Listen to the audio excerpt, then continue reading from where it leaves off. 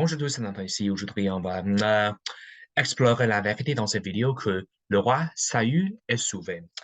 Il y a beaucoup de fausses religions, il y a beaucoup de faux chrétiens qui croient, qui prêchent en salut par les œuvres, disant que si un chrétien vit dans le péché, vit dans l'iniquité, ira en enfer, ou si un chrétien qui commet des graves péchés, il ira en enfer. Mais c'est pas ce qui dit la Bible. C'est pas ce que dit la Bible.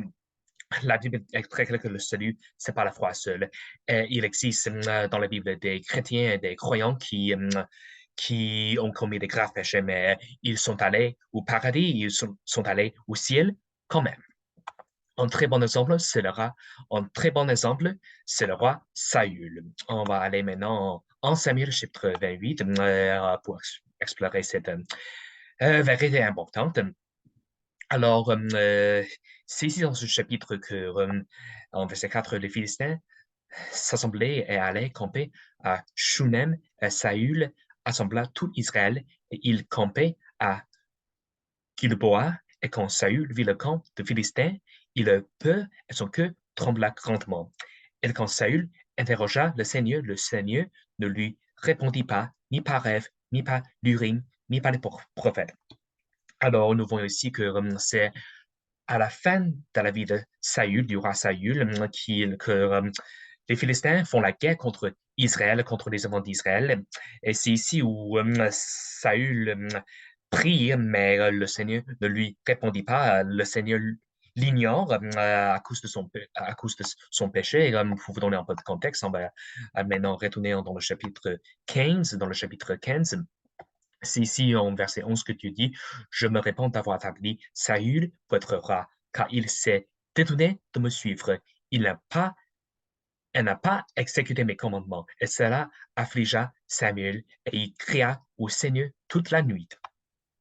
Et, ici, dans le verset 20, dans le verset 23, c'est Samuel qui dit à Saül, car la rébellion est comme le péché de divination et l'obstination est comme l'iniquité et l'idolâtrie, parce que tu as rejeté la parole du Seigneur, il t'a aussi rejeté en tant que roi. C'est ici où Samuel dit à Saül que le Seigneur l'a rejeté en tant que roi. Et dans le chapitre suivant, on voit que Dieu remplace Saül avec David. Mais on va maintenant retourner dans le chapitre 28. Dans le chapitre 28, nous voyons qu'ici que les Philistins font la guerre contre Israël et que Saül prie, mais le Seigneur ne lui répond pas. Ne lui répond pas. Le Seigneur l'ignore. Et, alors, c'est ici où Saül va chercher une femme à Andorre. Il, alors, Saül dit à ses serviteurs, cherchez-moi une femme qui invoque les esprits afin que j'aille, j'aille vers elle et je l'interrogerai. Et ses serviteurs lui dirent, voici, il y a à Andorre une femme qui évoque les esprits. Quelques versets plus tard, lorsque Saül appelle Samuel dans le verset 15, Saül dit à Samuel ce qui se passe. Samuel dit à Saül, pourquoi m'as-tu dérangé en me faisant monter? Et Saül lui répondit, je suis dans une grande détresse car les Philistins me font la guerre. Et Dieu s'est retiré de moi et ne me répond plus, ni par les prophètes, ni par rêve. C'est pourquoi je t'ai appelé afin que tu puisses me faire connaître ce que je dois faire. Et Samuel dit, pourquoi donc me consultes-tu puisque le Seigneur s'est retiré de toi et qu'il est devenu ton ennemi? Et le Seigneur a fait pour lui-même comme il a dit, pas moi, car le Seigneur a déchiré le royaume de ta main et l'a donné à ton voisin, c'est-à-dire à David, parce que tu n'as pas obéi à la voix du Seigneur et que tu n'as pas exécuté l'ardeur de sa colère contre Amalek. C'est pourquoi le Seigneur t'a fait cette chose aujourd'hui.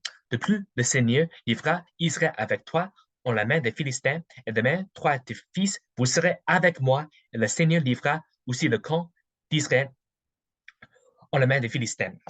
Donc, entre versets 15 à 19, en Samuel chapitre 28, versets 15 à 19, c'est ici où Samuel réprimande Samuel réprimande Saül pour ses péchés, pour sa rébellion contre Dieu. Il dit aussi dans le verset 19 tout ce qui se passera le lendemain.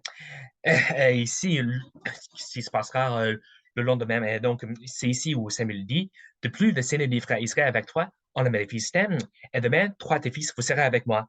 Le plus important, c'est que trois de tes fils, vous serez avec moi. Samuel dit à Saül que le lendemain, lui et ses fils, lui et ses fils, lui, que le lendemain, que le lendemain, Saül et ses fils seront avec lui. Ça ne veut dire qu'une seule chose, que Saül est sauvé. Et demain, trois de tes fils, vous serez avec moi.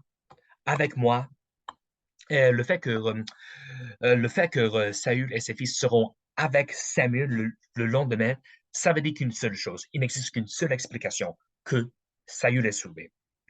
Nous savons tous que Samuel est sauvé. Il est allé au paradis. Et le fait que Saül et ses fils seront avec lui, il n'existe qu'une seule explication. Saül est sauvé. Et nous voyons ici dans ce chapitre que même si Saül a commis des graves péchés contre le Seigneur, il est sauvé quand même. Il est sauvé quand même. Ici, nous voyons ici, en croyant qu'une personne sauvée qui commet des graves péchés, mais il est sauvé quand même, parce que le salut n'est pas obtenu par les œuvres, par nos bonnes actions, mais c'est par la grâce de Dieu que nous sommes sauvés, par la foi seule. Que Dieu soit loué.